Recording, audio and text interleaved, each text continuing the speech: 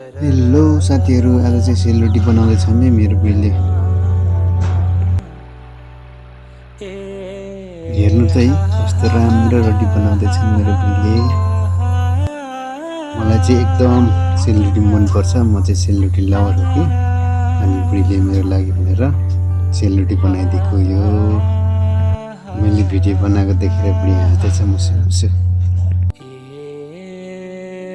हजुरहरूले देख्न सक्नुहुन्छ है, हेर्नुहोस् त कति राम्रो गोलो रोटी बनेको छ। मेरो गृहमन्त्रीले बनाउँदै छिन् बुढाको लागि भनेर हैन त बढी। अनि यसरी बोतल काटेर बनायो भने चाहिँ सेलरोटी गोलो बन्छ अरे भनेर। हेर्नुहोस् त गोलो बनेको रोटी। आहा हैन त बुढी, हेर्नुहोस् गोलो सेलरोटी।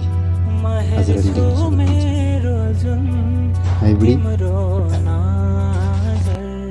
अनि यो चाहिँ सेलरोटी हाल्ने पिठो मुसेको।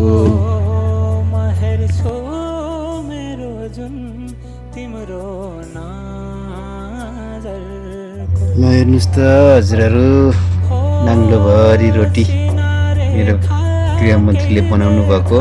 कस्तो दामी दामी रोटीहरू बनाउँदै हुनुहुन्छ है त।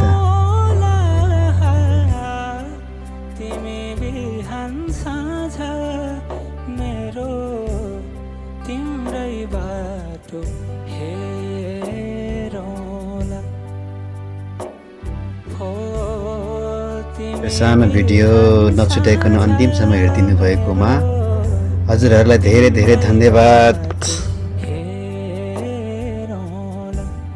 यसका साथसाथै म यो भिडियोबाट बिदा लिन चाहन्छु। नमस्ते, बाई बाई।